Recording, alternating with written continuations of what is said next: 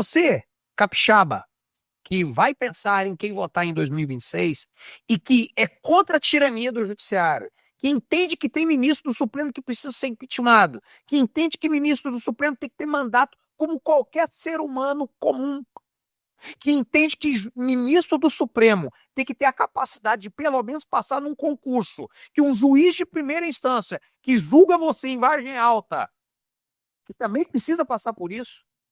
Se você entende que o Brasil precisa... Estamos começando mais um CNBcast. Sejam todos bem-vindos. Mais uma vez, já começando agradecendo a audiência. E aí, Nobinho, tudo bem, meu irmão? Beleza pura, estamos no ar mais uma vez e já vou aproveitar para pedir para você seguir o canal, tá? Dá uma força pra gente aí, vai lá, clica lá na inscrição, no sininho para você receber as outras entrevistas.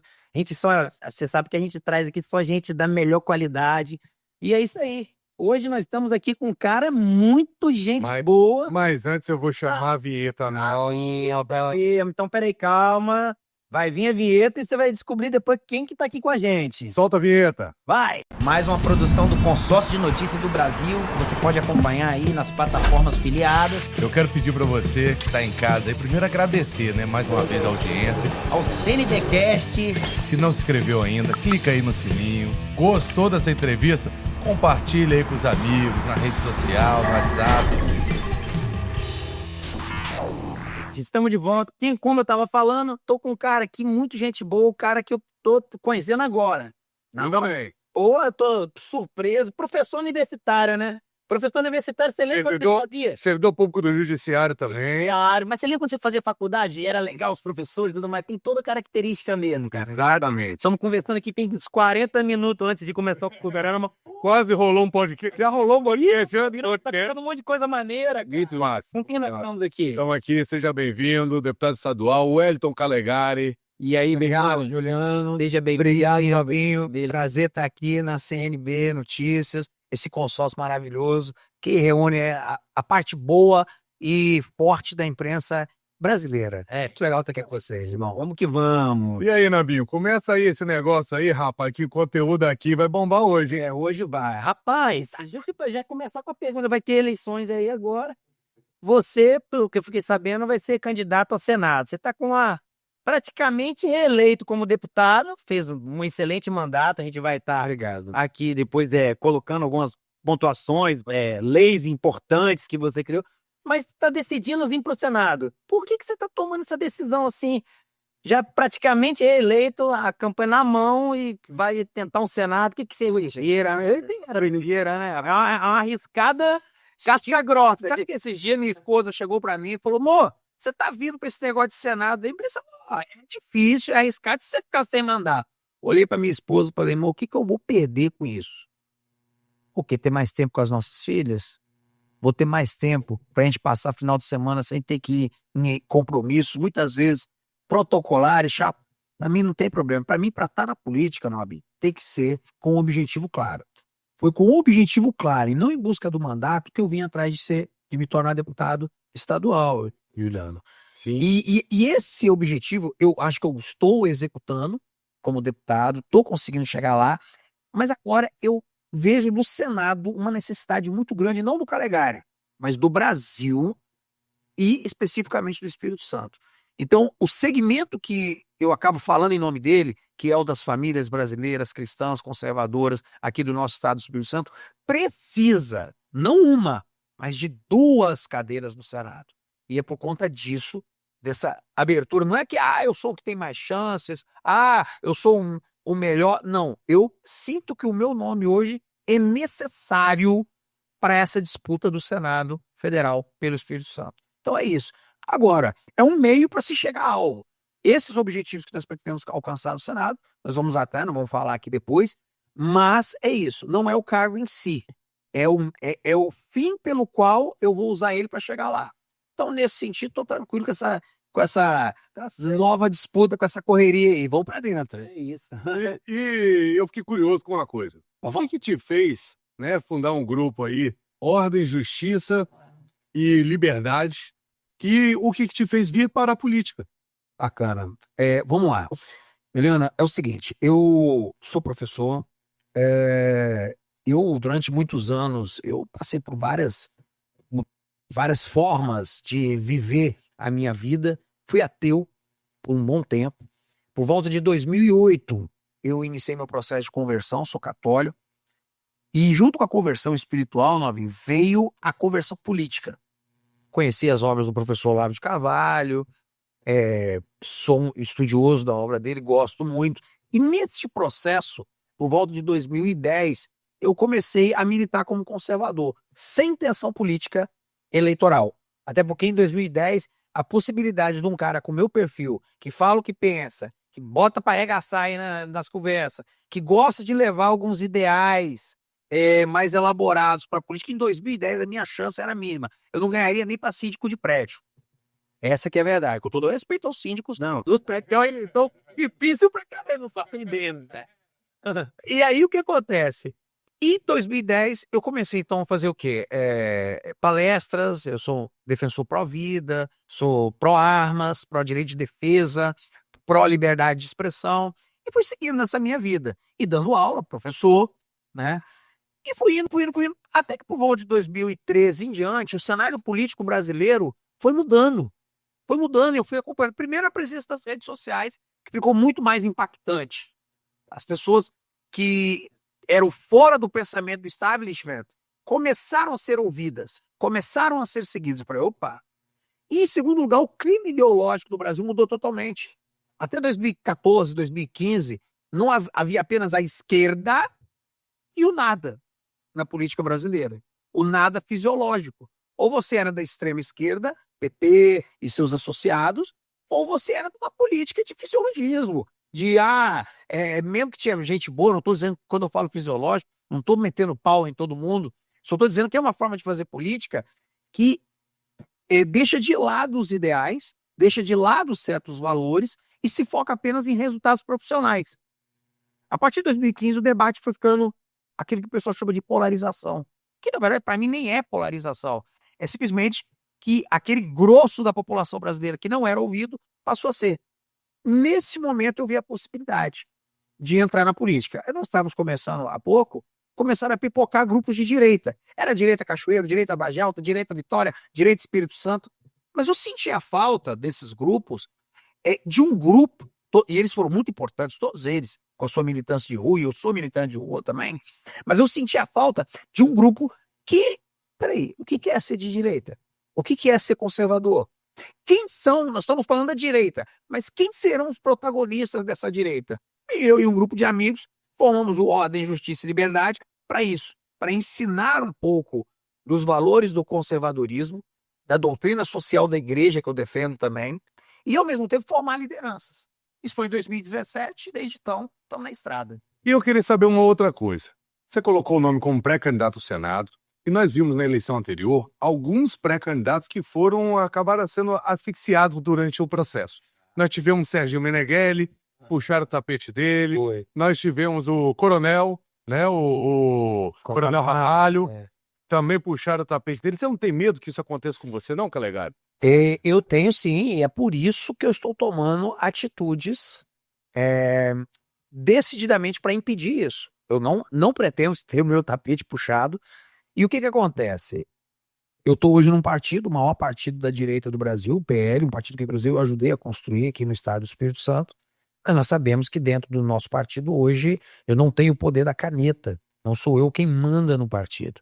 Quem manda é o nosso senador Magno Malta, que é um amigo, mas que tem uma visão totalmente diferente da minha a respeito da vaga do partido. Então, não é nem questão de ter o tapete puxado. Eu já sei de antemão que cada vez se torna mais difícil uma candidatura minha pelo PL. Então, eu estou tomando minhas iniciativas. O que eu sinto, e às vezes algumas pessoas no passado, Juliano, que foram pré-candidatos ao Senado, é uma dificuldade também, não estou condenando ninguém, não estou criticando, só estou falando que é algo do sistema brasileiro, de procurar, às vezes, alternativas fora dos grandes.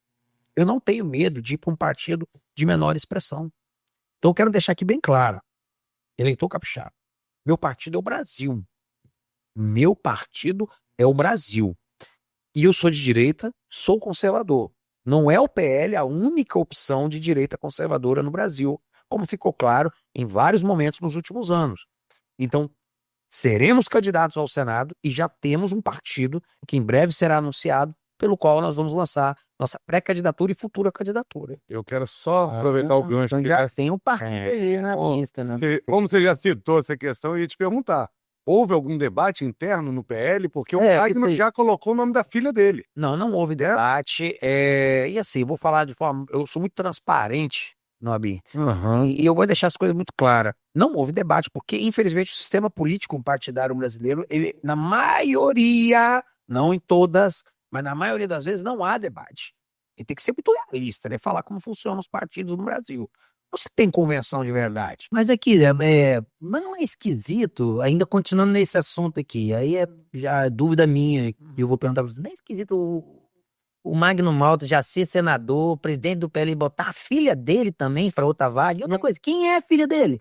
Olha, eu não conheço a filha dele, quem ela é? Ela já pegou algum cargo, já Ela é assessora parlamentar. assessora parlamentar, já vai para Senado? Então, Dá um sentimento. Dá um sentimento em eu da população. fiquem à vontade. Você População. Dá um sentimento de que o meu interesse pessoal é maior do que o interesse da própria direita. Não tô falando isso aqui, eu tenho nada contra o Magno, nada não, bacana. Mas assim, fica esquisito, assim, a filha dele, cara.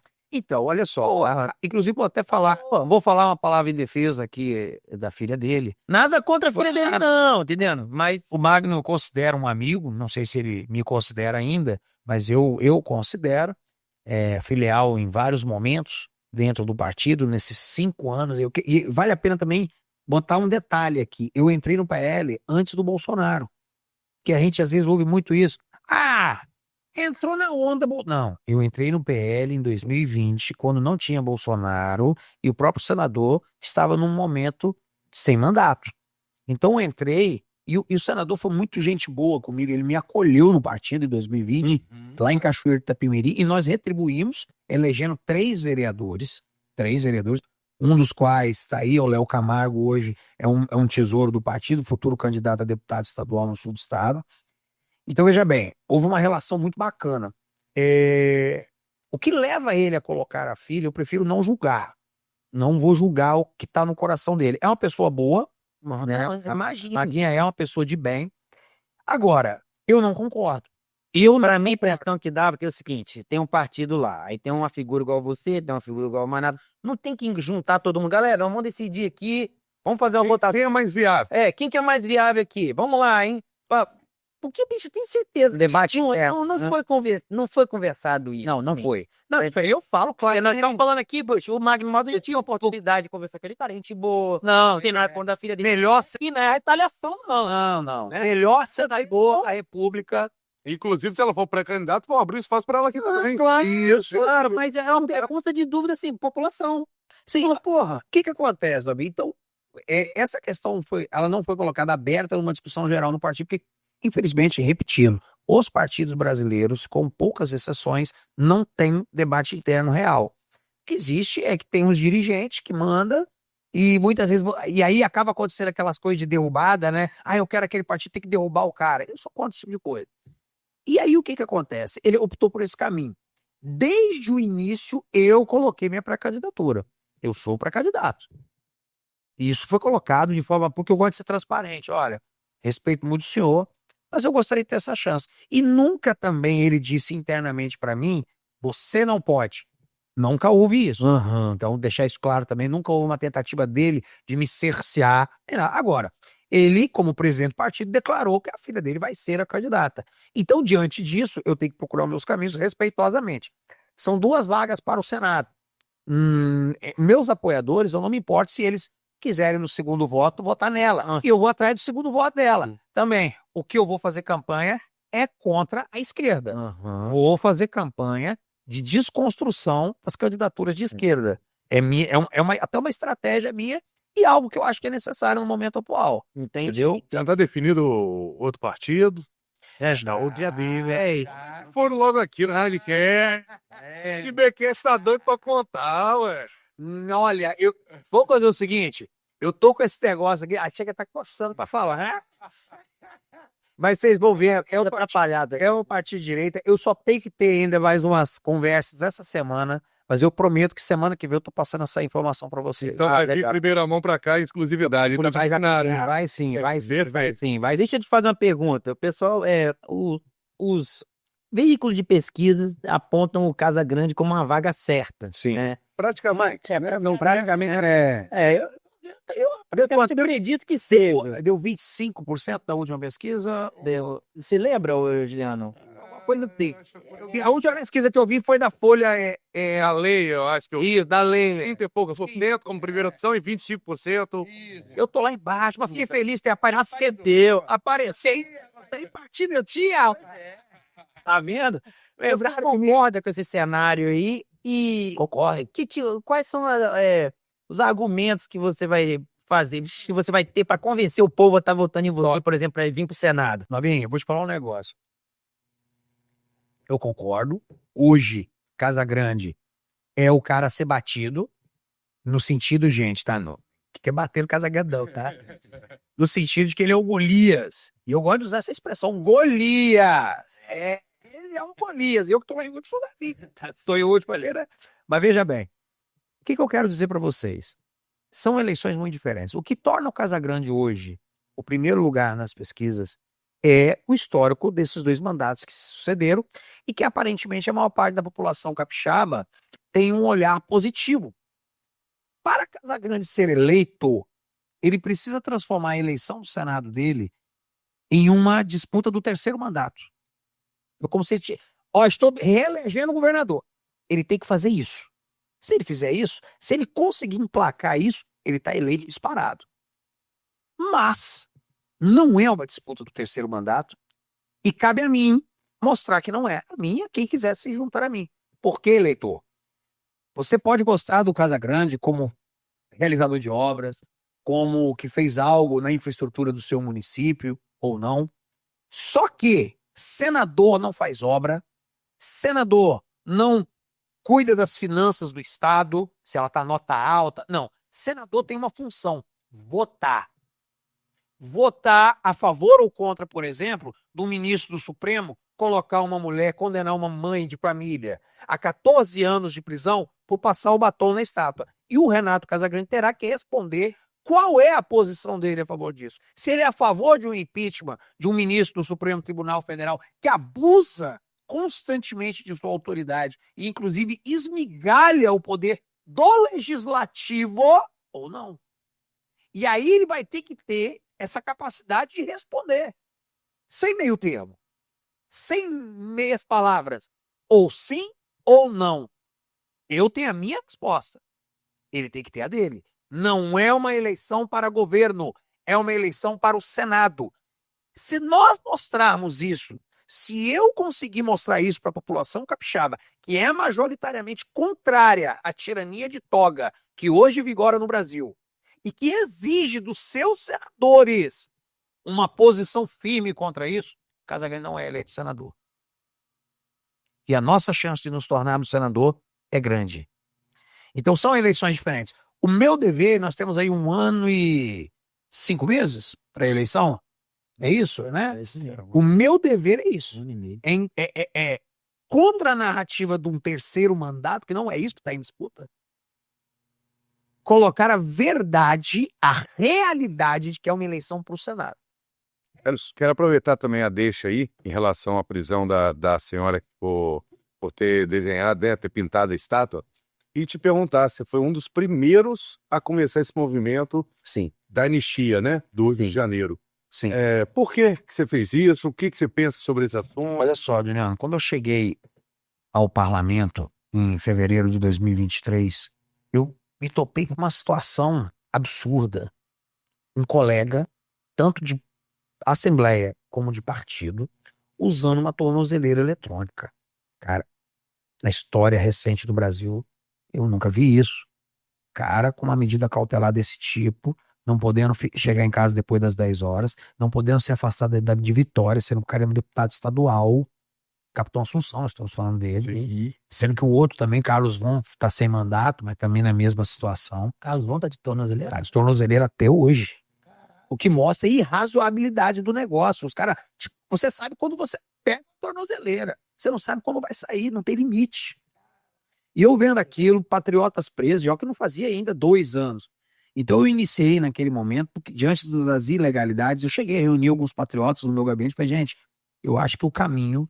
E fiz um discurso, inclusive crítico à procuradora-geral do Espírito Santo, a Luciana, doutora Luciana, falando que isso é um absurdo, isso não pode acontecer, e conclamando para um movimento, na época, para retirar as cautelares do Assunção, mas ao mesmo tempo um movimento de rua, que nós voltássemos à rua, não com o discurso fora STF, fora Moraes, que agora tá.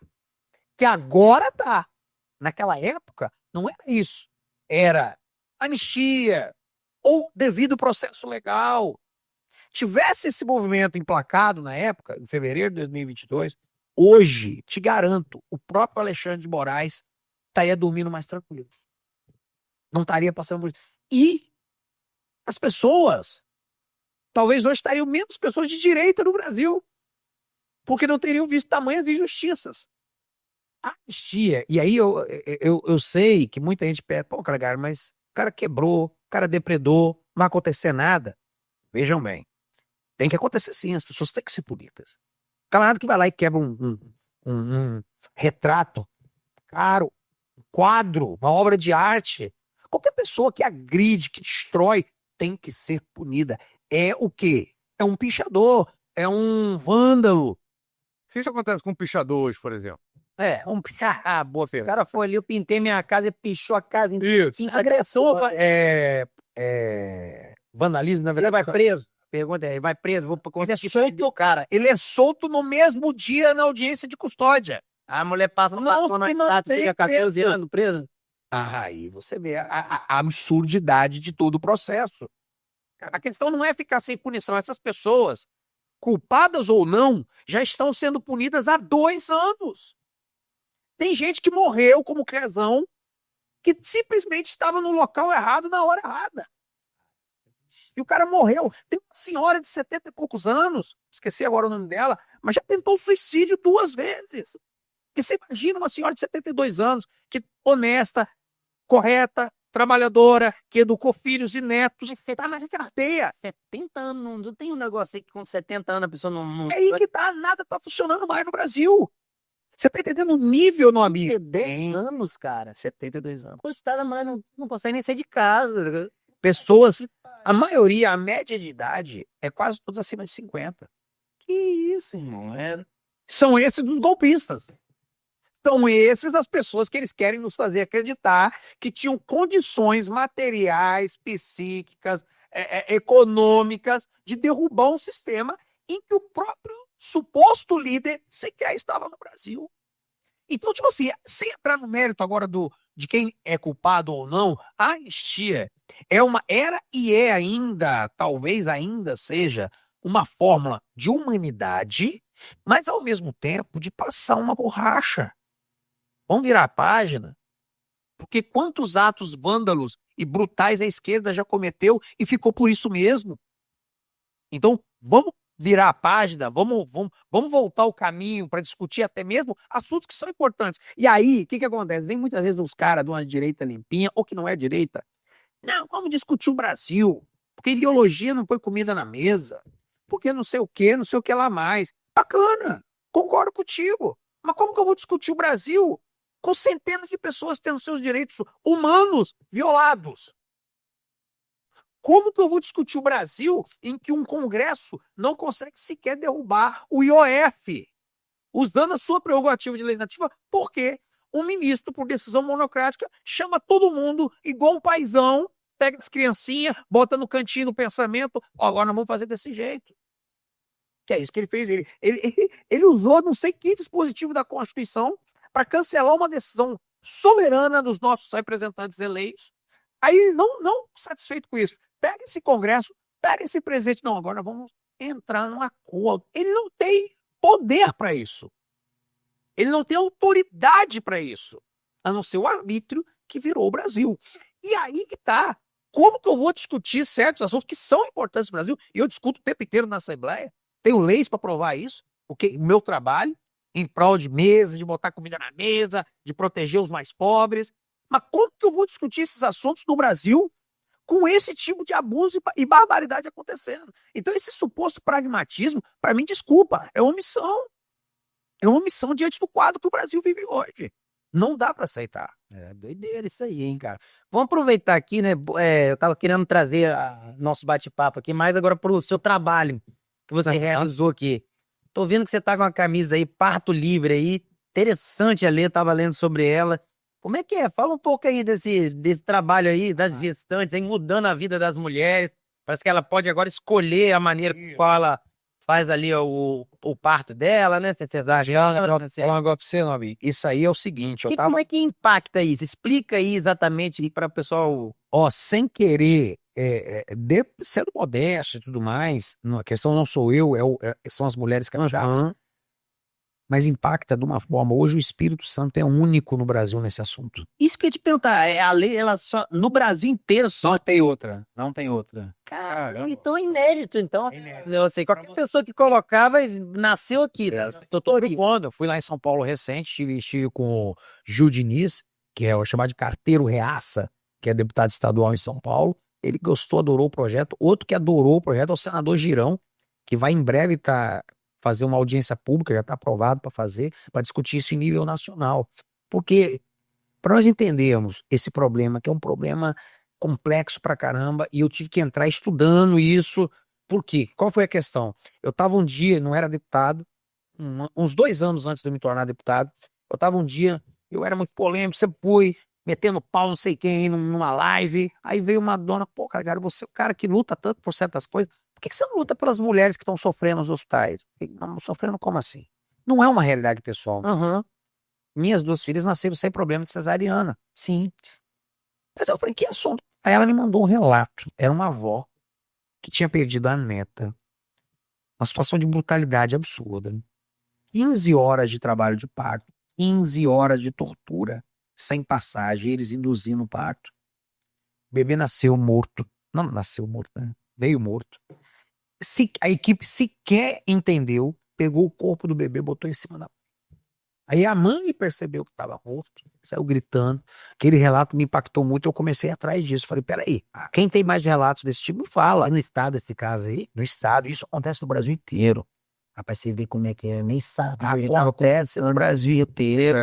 Eu, no nascimento da minha primeira filha, teve um caso quase assim. Graças a Deus, minha filha nasceu viva. Mas minha esposa foi internada 10 horas da manhã, depois de muita luta para conseguir uma vaga, né, na unidade pública, né? Sim. E aí, no outro dia, 10 da manhã, que foi ganhar. Foi mais 24 horas. Durante esse período inteiro, na época não podia acompanhar o parto, não pude acompanhá-la dentro do hospital.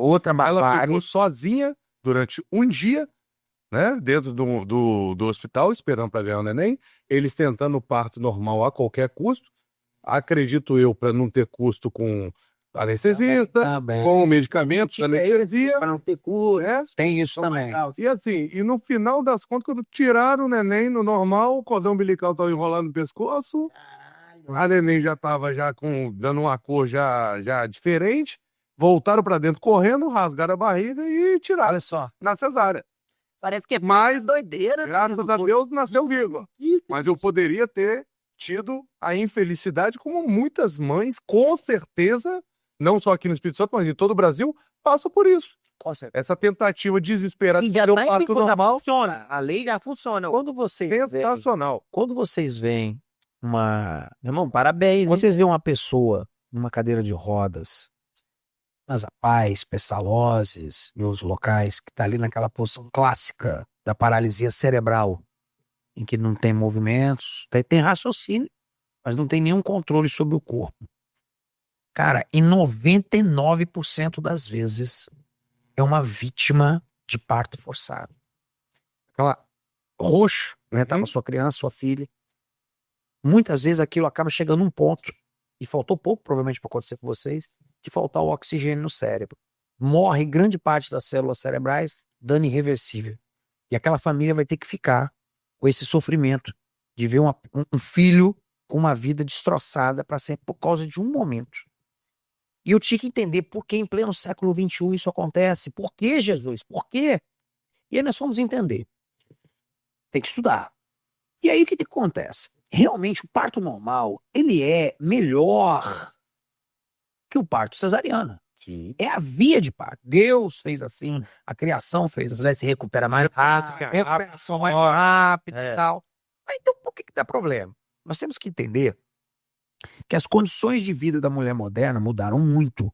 A mulher moderna, ela usa calça o dia inteiro, ela tem uma vida mais sedentária, toma anticoncepcional durante muito tempo, que atrapalha, prejudica, tem hormônios e tal, tem uma alimentação diferente, muitas vezes é sedentária, e todos esses fatores contribuem para reduzir as chances de um parto normal tranquilo.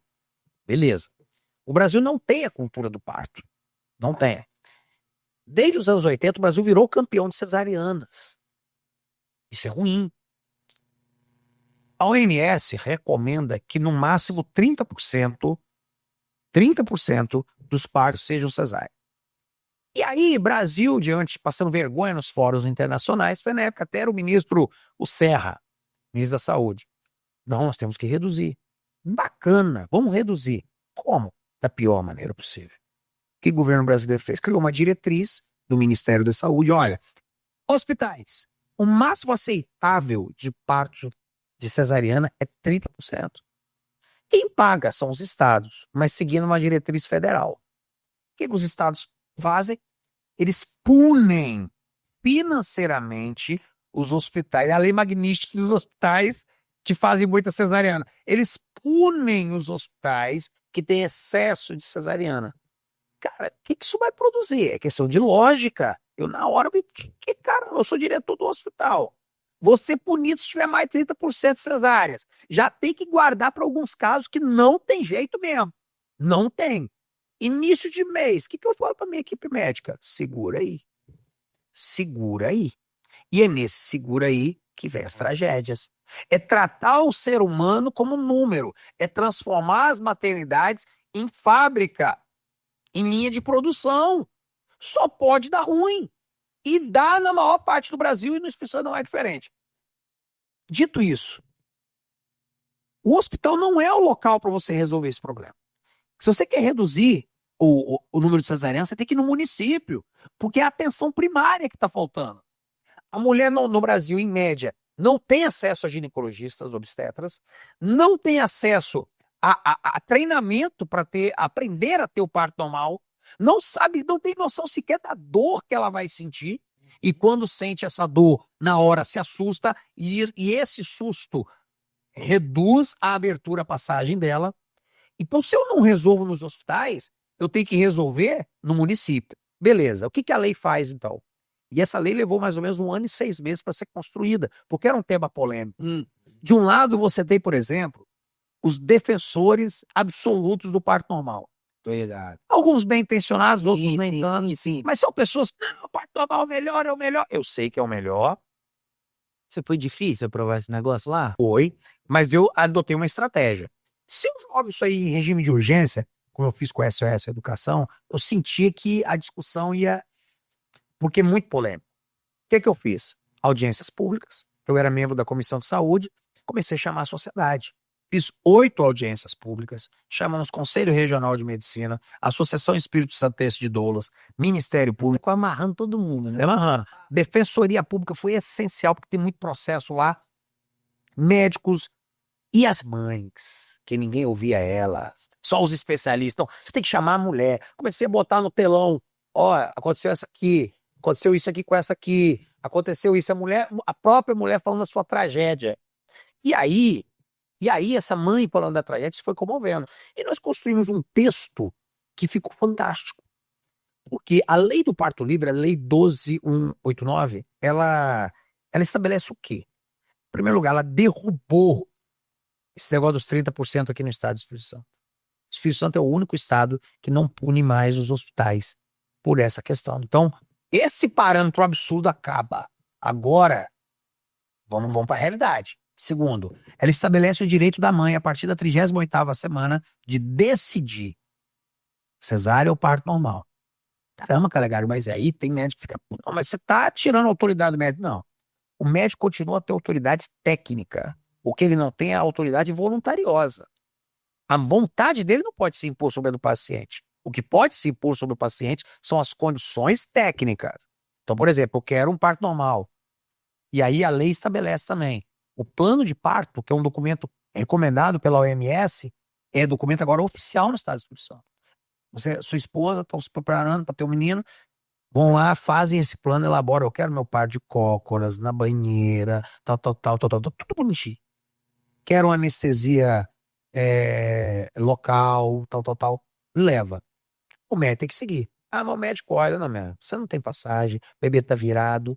Não, vamos fazer cesariana para salvar a sua vida do bebê. Beleza, ok. Ele vai fazer. Só que ele vai justificar isso no partograma e no documento que vem, né, após o nascimento. Esqueci agora. Prontuário. No prontuário e no partograma. Ele vai justificar. Justificou? Tá tranquilo. Da mesma forma, eu quero a cesariana. Vai chegar lá com o bebê escorregando. Não. Vai justificar. Sim. Então, o médico continua tendo plena autoridade técnica, científica, não voluntariosa. Porque ninguém anda no corpo de ninguém. O médico tem o dever de salvar vidas. E ele vai usar todos os recursos necessários. Agora, o que não pode é um médico querendo esvaziar lá a maternidade, que tá na hora, tá fechando o plantão, vão meter cesariana em todo mundo, sempre a mãe não quer. Entendi. E ela pode esperar. Entendi. Também não pode, minha filha, você aguenta essa dor aí. Aguenta aí, pode ficar doado lá. Dois casos tem que ter, né? Tem que ter esse equilíbrio. Claro. Porque eu falo o seguinte, se o bebê morre, com todo respeito aos médicos, são meus parceiros, mas se o bebê morre, o médico é mais assim, é mais um fracasso. Ele vai sofrer, mas amanhã ele tá trabalhando de novo. Quando uma mãe e um pai perdem um filho, é outra história. Então, esse pai, essa mãe, tem que ter essa autoridade. Ah, mas eu quero que as mães tenham parto normal. Convença-as.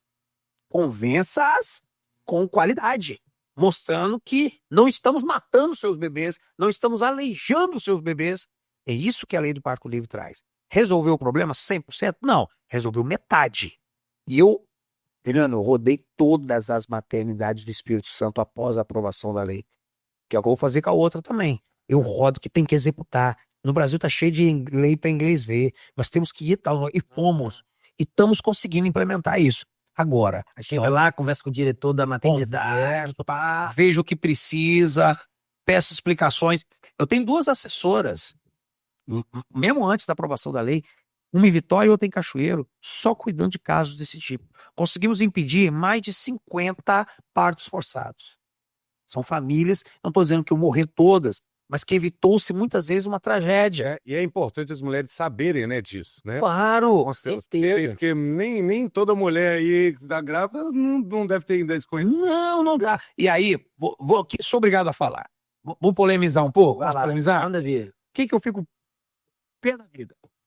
O camarada, se essa lei fosse de um deputado da esquerda, fosse do PSOL, a Gazeta, a Tribuna, esses jornais, botava lá com letras garrafais o nome. No dia que foi aprovado, botou lá na Gazeta, lá um pedacinho pequenininho e tal, e não botou nem o nome do autor. Por quê? Porque eu tenho que ser pintado, desculpa falar, mas é o que a gente nota, como o machista, o misógino, o fascista. Não pode vir de nós, da direita, não pode vir de um deputado conservador, uma lei que alivia o sofrimento das famílias. E isso eu quero também dizer para a direita. Nós, líderes políticos da direita, temos um dever: combater o mal, combater, lutar contra a ideologia de gênero, lutar contra a sexualização infantil, lutar contra. Nós temos que ser contra muita coisa. Nós também temos o dever de ser a favor. Nós temos que construir também. Nós temos o dever de construir coisas. Então, peraí, eu sou conservador, sou Deus, pátria, família e liberdade. Como que isso vira políticas públicas? Tá ligado? Aqui tem uma diferença. Aqui tem uma diferença, que você tá no consórcio de notícias do Brasil. Nós dá uma pauta sobre essa lei aí, que eu achei ela sensacional, entendeu? E a gente, vamos colocar o Instagram aqui do deputado para você acompanhar o trabalho dele. O trabalho é relevante. Obrigado. Isso realmente, pô, é modelo pro Brasil inteiro. Todo mundo tem espaço, tem pra esquerda, tem pra direita.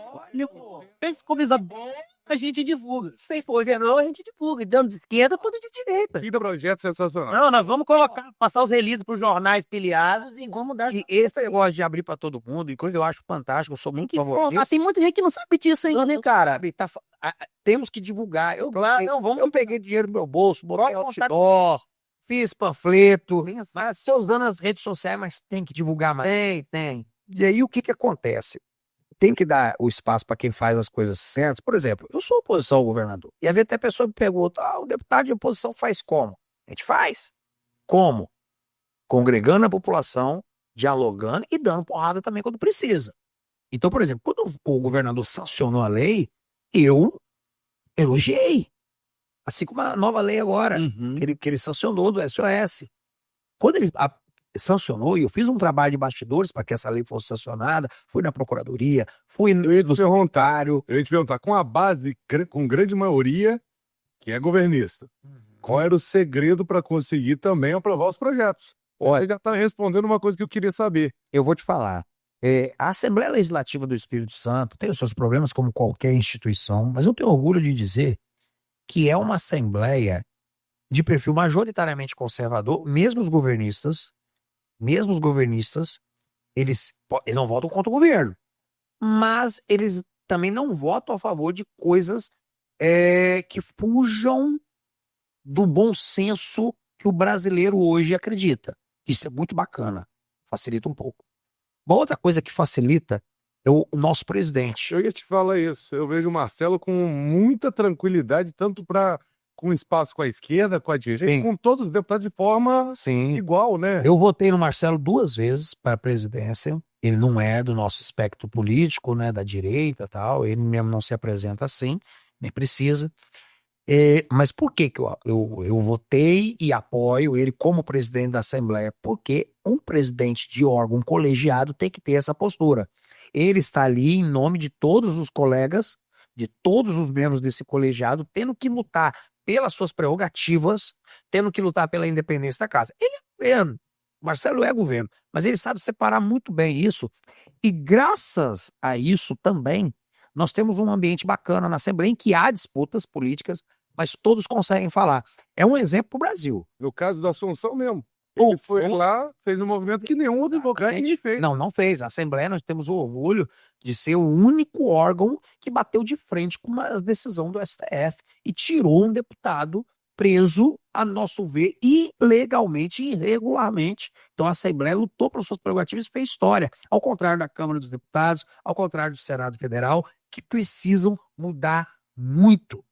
Que estão de joelhos diante de uma instituição que não deveria ter o caráter político que tem hoje, que é o STF. Além desse projeto do Parto Livre, você estava citando o SOS. O SOS Educação. Quais outros projetos aí você conseguiu cair nesse período? Educação. Eu quero ouvir sobre a lei sim, eu tô curioso. Então, vamos focar nesse aí. Pronto. Mas tem mais aí. Coisa boa aí. Vamos ver. O SOS Educação, cara, eu tenho que mandar fazer uma camisa do SOS Peraí. Educação. Fala disso, botar uma camisa dessa pra me arrumar, não? Mas, Você, cara, tô vendo. aqui, ó. Rapaz, velho. Tua. Que tu é portinho. Tu é portinho no meu sentido, sabe? Não, isso aí. Não, aí, ó. Tá. Parto Livre. Pedi mais. A do Juliano eu trouxe, mas eu trouxe grande demais pra ele. Muito feliz. Nós vamos vir aqui outro dia pra te trazer a sua. Combinado. Semana que vem eu tô trazendo já, tá? Combinado. E essa camisa do Parto Livre, nós estamos assim, espalhando ela justamente para ajudar a divulgar. Eu tenho que mandar fazer uma do SOS Educação. Porra, como é que é isso aí? Ó, o SOS Educação, eu tenho muita satisfação com essa lei, porque eu sou professor. Sou professor de História, Geografia, Filosofia. E, graças a Deus, eu nunca vivi a violência em sala de aula. Graças a Deus. Mas colegas meus viveram. E é muito triste você ver um profissional de educação, homem ou mulher, desistir da carreira por traumas sofridos. Tem casos, gente. Violência do aluno, Violência do aluno. Nós vivemos Nós vivemos um estado no Brasil, o Durkheim, ele fala muito isso na sociologia, de anomia. As pessoas perderam a noção das regras sociais mínimas de civilidade, especialmente os jovens. Culpa nossa, da nossa geração também, é nós que somos.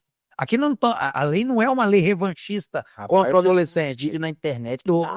Velho. Eles agridem eles mesmos, outros colegas, às vezes até levando ao óbito, e agride professores. Destrói carro. Tem casos até de abuso sexual de um aluno que abusou de uma professora. Tá doido, bicho. Tem caso. Que isso, brother? E aí, cara, como é que é isso? Como que isso pode? Como isso pode acontecer em pleno século XXI aqui no Eu Espírito lembro, a gente acho que é da mesma geração. Eu lembro na época que professor é igual pai e mãe, velho. Chegava nas aulas, você já ficava Era autoridade. até saindo na porrada com o aluno. Cara, o professor chegava, te pergunta saía. Isso é normal, mas assim, mas com o professor, quando chegava na sala, a professora, não, irmão, todo mundo já parava, fica com medo, tinha pra direção. Eu tinha uma professora chamada Norma Schmidt Saraiva. Eu gravei o nome dela. Era braba. Essa é. O nome completo, novinho. Essa professora maravilhosa que eu tive, foi lá em São Paulo. Eu sou nascido em São Paulo. Eu vim pra cá com 12 anos de idade. Ela me deu aula segunda, terceira e quarta série. Na época eu falava sério, hoje é ano, né? Foi na segunda, terceira e quarta série. Era uma senhora de uns 60 anos, braba, mas boa professora.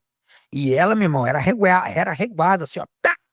Não. Quando chegava no final do ano, ela tirava dinheiro do bolso dela, comprava um livro para cada aluno. Escola pública lá de São Paulo, era uma escola estadual. Pastor Emílio, o Warwick, que é lá no bairro do Grajaú. Eu sou de periferia lá de São Paulo. E ela dava um livro para cada um. Não à toa, eu sou apaixonado por leitura até hoje. Todo mês eu leio aí 1 ou 2 livros, mesmo com esse tempo, dá um jeito. Então são coisas que nos marcam. O professor é fundamental. E infelizmente vive-se uma desvalorização muito, muito grande da educação, a ponto de algumas famílias quererem praticar o homeschooling, que eu defendo. O direito de educar o seu filho em casa. Mas, assim, não é a realidade da grande maioria das famílias brasileiras. Então a gente precisa valorizar essa classe, claro.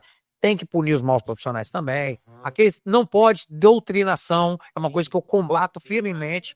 Camarada querer desviar o seu filho. Mas a grande maioria dos professores não pratica isso. São pessoas de bem. E aí, sofrendo violência. Aí, caramba, como minimizar isso? Eu não posso mexer no Código Penal, não sou deputado federal ou senador. Estatuto da Criança e do Adolescente, não posso mexer. Eu vou estudar a legislação? Vamos estudar, vamos fazer o dever de casa. O ECREAD, antigo ECA, né? O Estatuto da Criança e do Adolescente, não pode punir o aluno em franco? Pode. Acima de 12 anos, ele responde por ato infracional, análogo ao crime, podendo chegar a 3 anos de internação. O pai, pelo Estatuto da Criança e pelo Código Penal, ele pode ser responsabilizado pelos atos do seu filho. A lei de serviço público, ela estabelece que você não pode agredir um servidor público, você não pode desacato. O que está faltando? Está faltando fazer essas leis comunicarem-se. Está faltando fazer os gestores das escolas assumirem o seu papel. Cabe a eles defender a integridade do aluno e profissional da educação. Não é só o professor, tá, gente? Bibliotecário, servente, secretário, vigia. Todos são considerados profissionais de educação. Todos. E até o diretor. Até o diretor, que teve alguns bravos aí. Pô, você tá culpando os diretores? Não, pai, não é isso não, é que vocês são gestores. A pica caiu pra vocês, porque vocês são gestores. Vocês são responsáveis por tudo que acontece na escola. Agora, não é sozinho. O que a lei estabelece? Essa lei que foi aprovada recentemente e sancionada ontem. O SOS Educação, ela estabelece, em primeiro lugar, o gestor tem que agir. O diretor, aquele papo, muitas vezes o professor chega, pô, cara, o aluno cuspiu na minha cara. Eu fui falar com a diretora e ela, coitadinha, não é sua agressão. Tá doido, hein? Chamar o pai. Tem que chamar. Me chamou de vagabunda. Tem caso desse tipo. Quebrou meu carro. O diretor agora, pela lei, ele tem que comunicar imediatamente ao Ministério Público da Infância e Juventude, ao Conselho Tutelar. Ele tem que comunicar à família. A família é responsável. Dependendo, vai ser processado. Tiver que ressarcir, danos morais, vai ressarcir. Dependendo do moleque que tiver que ir pro IASES, dependendo do grau de gravidade, de perigo que ele representa para si mesmo, para a escola, para os professores e para os seus colegas, IASES. Tem que acompanhar esse profissional para fazer o BO. Não, deixa isso quieto. Não, senão o diretor vai ser responsabilizado. Agrediu, meu irmão, você vai fazer o BO. Machucou? Vai fazer o exame de corpo de delito. A lei estabelece a responsabilidade do diretor nisso. Ele é o gestor da escola e tem que tomar a defesa. Não é que se tomar a defesa do professor, é tomar a defesa de uma pessoa agredida. Ah, mas e a criança? A criança já tem o Estatuto da Criança e do Adolescente, já tem o Código Penal, já tem um monte de coisa. Agora, ninguém estava pensando no profissional da educação.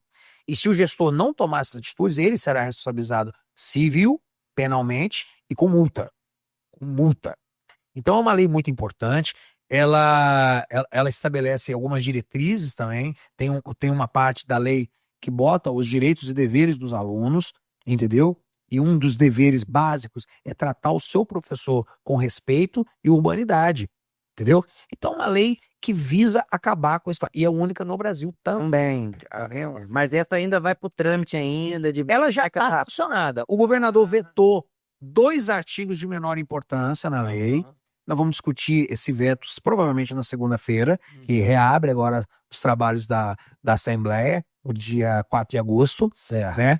Nós vamos discutir isso, mas ela já entra em vigor agora na próxima semana. Já entra, porque foi sancionada. Ele vetou só uma parte dela. Então, assim, é uma lei de extremo. Ela foi aprovada foi na penúltima semana antes do recesso, cerca de 15 dias, que ela foi aprovada. Massa. E foi um trabalho muito bacana também. Foi aprovada, assim, no peito da raça também. Conversando com todo mundo, dialogando. E aí, vai ter que rodar na escola para rodar o mesmo trabalho, mas não dá para rodar. Infelizmente, Escola tem mais do que maternidade. eu pretendo rodar as pessoas de todas as escolas. Pô, Aliada, se você quiser candidato ao Senado, só precisar. Vamos ajudar a divulgar, vamos ajudar. E eu pretendo fazer uma visita a todas as superintendências de educação, Perfeito. né, para tratar desses direitos, visitar os centros regionais, né, Cachoeiro, Colatina, Linhares, São Mateus, Ecoporanga, Barra São Francisco, algumas cidades maiores. Nós pretendemos fazer esse trabalho de conscientização. O objetivo não é demonizar o aluno, não é demonizar o diretor, mas é respeito. Temos que restaurar a ordem e a disciplina nas nossas escolas. Isso é condição sine qua non para o desenvolvimento do próprio estudante. É pensando bom para ela, é bom para ele. Agora, Nobinho, chegou aquela hora de fazer aquele merchan dos nossos parceiros. Eu quero aqui agradecer o nosso apoiador, a Papelaria Venâncio, que está lá no município da Serra, com 3 unidades ali na região de Laranjeiras, uma na Avenida Central, outra na Avenida Norte-Sul, em frente ao Shopping Laranjeiras, e a terceira unidade é uma mega loja na Avenida Eld Scherer, com estacionamento gigante, uma loja magnífica, Loja top, prontinha para te atender, com preço, um excelente preço, a qualidade dos produtos. Precisou de material escolar, material de escritório e outras coisinhas mais, corre lá, Papelaria Venâncio, bota na tela aí, deixa o link aí para a turma, é só acessar aí. Tá, E aí, meu Nobinho? recado, nós temos também a Marina Maicai, que é uma empresa do nosso amigo Fernandão, Top, apoia a gente top. desde a primeira temporada. Bicho, brigadão. Ó, hoje, Marina Maicai, deixa eu te falar aqui, cara. Você quer dar um passeio, você quer de Cachoeira, quiser trazer a família e os amigos, alugar uma embarcação top com a galera e fazer um churrascão lá na Ilha do Frade, e lá dar um rolezão, pô, tá barato. Às vezes a gente acha que não consigo fazer aquilo, é muito caro, só milionário. Não. Você junta ali 10 casais, faz o churrascão, tudo incluso, marinheiro. E pro meu dia de Dia de vídeo, pode bater céu, fazer um monte de vídeo lá. Pauta mais laxa. São vários lanches, né? E tá, bicho, e o cara tá louco. O que eu tô falando, tá passando aqui no Porto de Vitória. Eu fico vendo aqui no Instagram dele também, rapaz. Tá acompanhando. Festas, tal, um show. Valeu pelo apoio, o cara apoia aqui o nosso projeto, o nosso programa. E tem o Templo Seitai também, que é um estúdio de Iauara Seitai. Tipo uma massagem de quiropraxia pra gente que é esportista, você tem cara de ser esportista. Gosto de morrer, gosto de puxar um ferro. Gosto. Deu um jeito no pescoço, tá aquele dia que você acorda, ih, caraca, não consegue dar uma ré no carro. Vai lá no Rômulo, Dá aquela apertada ali. vai te dar aquele sacode maneiro e te deixa alinhado novamente, pronto pra próxima guerra. Muito top. Tá dado o recado, Instagram na tela, telefone e vamos continuar. E agora nós vamos começar o quadro, né? Com o nosso pré-candidato ao Senado. Temos 5 perguntas aí agora, né, Nobinho? Mente, vou fazer aquela primeira que Manda bala. é meio que clichêzão, né? Quais são as suas principais propostas para o nosso estado, caso você venha ser eleito aí, nosso senador aí? Bom, em primeiro lugar, agradecer por esse espaço para a gente estar podendo falar da nossa pré-candidatura. Bom, Nobinho, Em termos de estado do Espírito Santo, eu acho fundamental que nós tenhamos senadores que se preocupem, além da pauta ideológica que eu tenho firme, que se preocupem com os municípios. Eu tenho um perfil municipalista, mostrei isso como deputado estadual e quero manter isso como senador, indo à base, Juliano, indo à base. Nós temos algumas questões aqui do Espírito Santo referentes a royalty, referentes à questão tributária, que o Espírito Santo é um dos estados que paga mais do que recebe, cerca de 4 vezes mais do que recebe do governo federal. Não é só o Espírito Santo que está nessa situação, e eu não estou aqui querendo segregar o Nordeste, não é isso, que é o Norte e o Nordeste são as regiões que recebem muito. Só que nós temos que pensar nessa repactuação federativa do Brasil.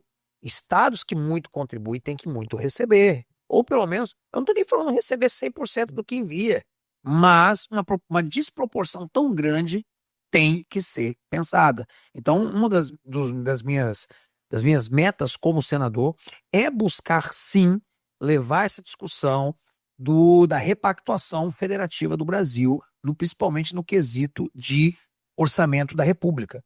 Tem que voltar à base muito do que está saindo. Um monte de rodovia aqui privatizada. Nós temos aqui, vamos botar aqui o caso da 101. Você vai no Nordeste, você não tem nenhuma praticamente privatizada e são de ótima qualidade. Então, peraí, não há uma injustiça nisso? Se nós temos uma galinha dos ovos de ouro produzindo, que o Espírito Santo é um estado rico, próspero, mas até quando vai aguentar isso? Então, é uma meta nossa trabalhar isso, entre outras questões. Quero levar o parto livre, a lei que hoje está em vigor no estado do Espírito Santo, eu quero levar para o Brasil essa discussão e a aprovação dessa medida para proteger nossas mães. O SOS Educação, em que o Espírito Santo também, graças ao nosso trabalho dos nossos colegas também na Assembleia, saiu na frente do restante do Brasil, quero levar isso para o Congresso Nacional também.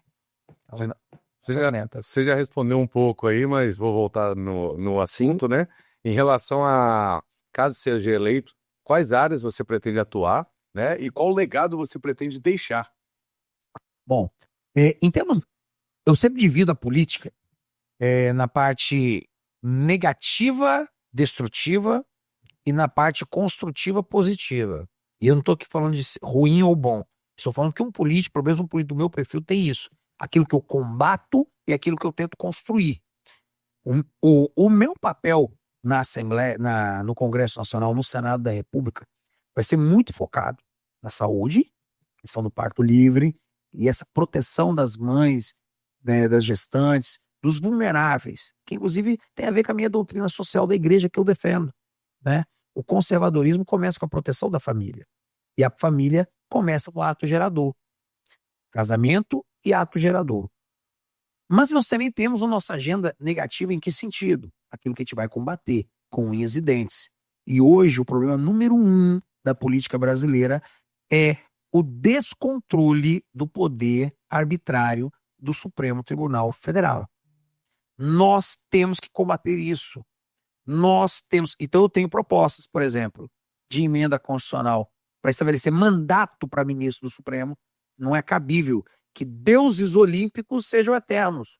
Você não quer acabar com isso. Essas pessoas têm que ter mandato como um deputado estadual tem, um senador da República tem, mas Calegari, juízes do Supremo Tribunal Federal, pelo seu papel, precisam ter algum tipo de limite. E o limite temporal é bom. É sadio. Também defendo que na escolha desses ministros, apenas juízes de carreira. Vamos lutar por isso no Congresso. Quer ser ministro do Supremo? O curso de juiz, seja juiz de primeiro piso, pelo menos por 2, 3 anos, e aí sim você está apto para, durante um período, ser ministro. Como é o Procurador-Geral da República, que tem um mandato de 2 anos, reconduzível por mais 2. Se o Ministério Público, que hoje tem prerrogativas semelhantes ao do Judiciário, é tratado desse jeito, por que não o STF?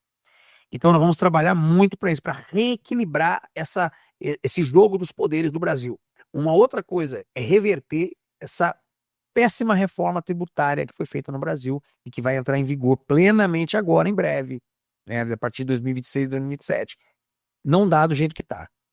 É o contrário daquilo que nós conservadores e os liberais também pregam, que é mais Brasil e menos Brasília. A reforma foi no sentido oposto.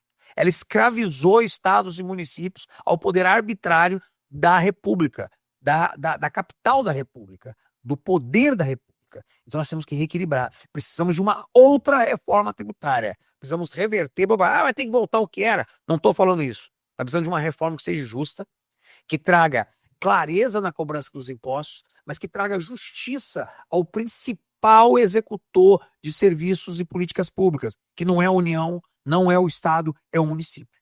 Então esse ente tem que ter maior autonomia na captação e no uso dos seus recursos, dos seus impostos. A próxima pergunta já entrou no assunto. Poxa, fala para mim. Qual a sua posição sobre as reformas tributária, administrativa e política? Vamos lá. A tributária, acho que nós já falamos, né? É bem claro, reverter o que está aí, está tudo errado nessa reforma tributária. Escraviza estados e municípios ao poder de plantão na União. Essa que é a verdade. O Brasil nunca viveu uma situação desse tipo. Reforma administrativa, sou totalmente favorável. Eu sou servidor público efetivo, concursado. Muitas vezes o servidor ele é injustiçado, até por gente da direita, do nosso lado. Servidor tudo vagabundo. Não, tem muito vagabundo mesmo. Tem muito cara que passa em concurso, acha que é dono daquele emprego e que não precisa prestar contas a ninguém. Isso está errado. Mas existe um capital humano de valor imensurável em municípios, estados e União. O Brasil tem alguns dos melhores cérebros e braços concursados e engessados.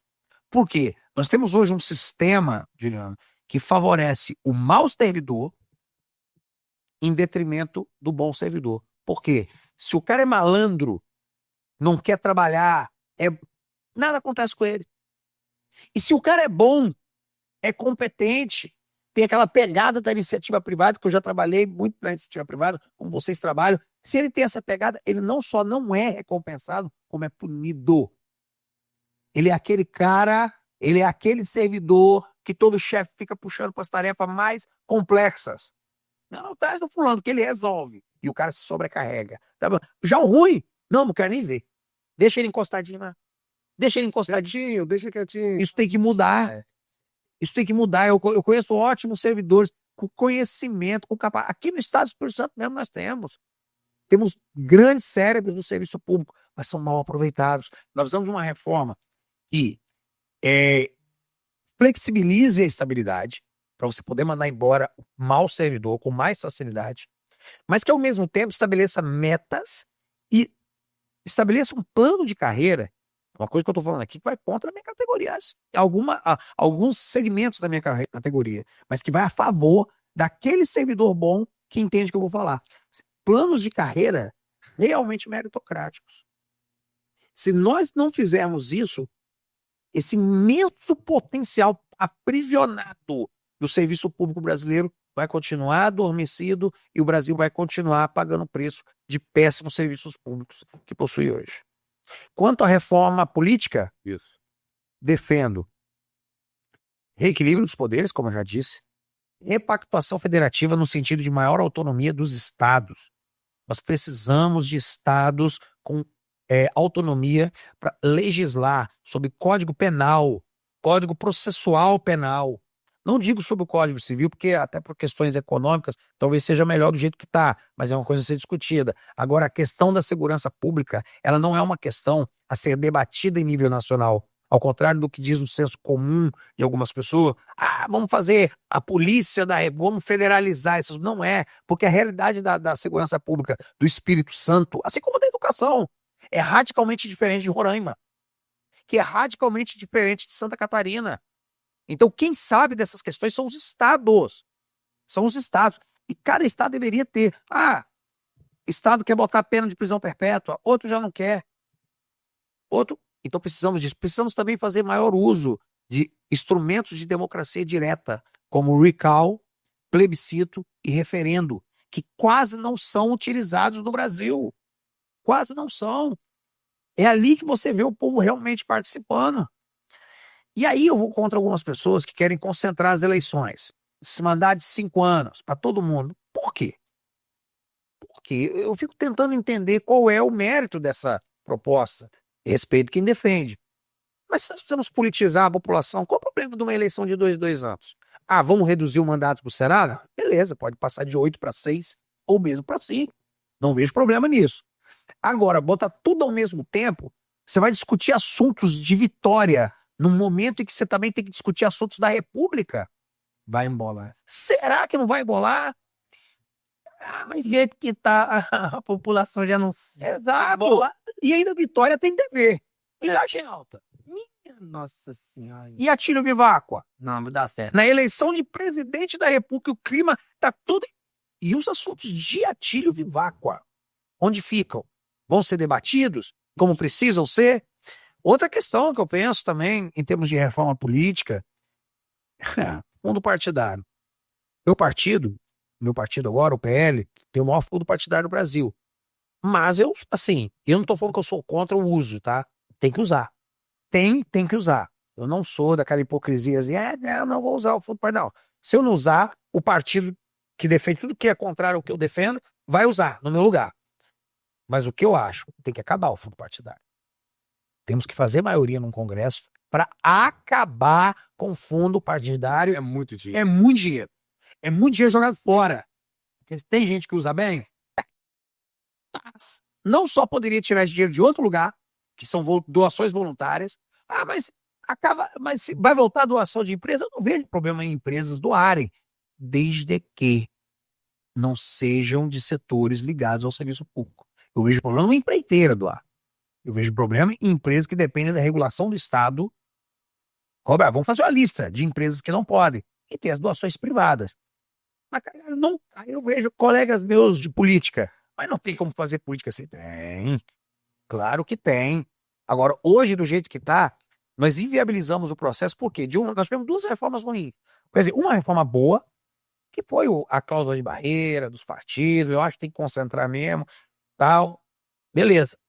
Só que essa reforma foi acompanhada de outra terrível, que foi o fim das doações privadas e a criação desse mega fundo eleitoral. Resultado, eu criei monstros cada vez maiores, com as fusões e federações, cada vez maiores, cheios de dinheiro. O que torna muito difícil eu fundar hoje um partido e do nada competir com eles. E embora nós defendamos que tem que ter menos partidos, mas que tipo de partido que a gente quer? Porque se você tem um segmento da população que não está representado, ele tem que ter o poder e a possibilidade de criar o seu partido. Os cristãos, os regionalistas, os nacionalistas. Só que para você criar um partido para competir, você vai entrar sem dinheiro nenhum. E vai competir com quem tem megas estruturas pagas pelo dinheiro público. Isso é injusto. Então, nada contra a cláusula de barreira, do jeito que tá, para concentrar os partidos, não sou contra. Acho que quem quer começar agora com um novo partido tem que se preparar para isso, mas tudo contra o fundo eleitoral. Não o seu uso. Exige, e se meu partido tiver, eu vou usar. Mas contra a sua própria existência, que tem que ser abolida, é uma das coisas que eu defendo na reforma política. Vou fazer mais uma pergunta aqui. Um dos assuntos você também já adiantou um pouquinho antes, né? Como você pretende como você pretende fiscalizar o executivo e lidar com o judiciário. Olha só, a respeito de executivo, digamos que a eleição é em 2026. Ganhando o meu grupo, aquilo que eu defendo, ou não, minha posição será de independência. Quero me comprometer aqui com algo que eu me comprometi nas minhas 2 campanhas de deputado, que é o quê? Não vou indicar ninguém para trabalhar no Poder Executivo. Porque quem faz isso perde autonomia, perde independência. Parlamentar cheio de parente, cabo eleitoral e amigo pendurado no serviço público do Executivo. Ele passa a ser capacho do prefeito, do governador ou presidente. Eu não vou fazer isso. Mesmo que seja do meu partido. Mas cara, indica alguém. Você está me perguntando. Então tá, não tem nada a ver com essa pessoa. Porque o dia que eu vou votar pela minha consciência e aquilo que eu defendi em campanha. Para não passar o constrangimento que eu vi colegas meus de Assembleia Legislativa de terem que votar a favor de aumento do ICMS quando teve aquela situação. Porque estava na mão do cara. Eu nunca passei por isso. Eu nunca passei e nunca vou passar. A minha independência é total. Então, como senador, se for um governo de esquerda, obviamente eu vou ser de oposição. Não tem como não ser. Um governo estrambelhado igual o do governo Lula, então, que está levando o Brasil pro abismo, tem que ser combativo. Temos que combater com unhas e dentes. E se for um governo de direita, um governo conservador, não. Você vai ser de apoio, porém independente. Não me vejo me tornando subalterno de quem quer que seja. Eu sou subordinado aos compromissos que eu fiz com o meu eleitorado. É aquilo que eu defendi. Quanto ao judiciário, eu sou servidor da justiça. Eu defendo um judiciário forte e eficiente, que é o que o Brasil não tem hoje. A insegurança jurídica que o Brasil tem hoje e que causa um custo Brasil elevadíssimo para as empresas, ela é fruto tanto da arbitrariedade do STF, que toda hora muda seus julgados, mas também muitas vezes ela é fruto, muitas vezes não, na maioria das vezes ela é fruto da lerdeza, da morosidade dos julgamentos. Vou dar um exemplo. Ontem, um vereador nosso ganhou o direito de ocupar uma cadeira na Câmara Municipal de Cachoeira. E um outro de outro partido, do PDT, perdeu. Por quê? Descobriram que um partido não tinha mulheres, corrompeu a cota de gênero, que eu sou contra também esse negócio de cota de gênero, mesmo que agora beneficiou um cara do meu partido. Mas eu sou contra. O negócio de cota de gênero tem que acabar. Qualquer cota, para mim, é absurda.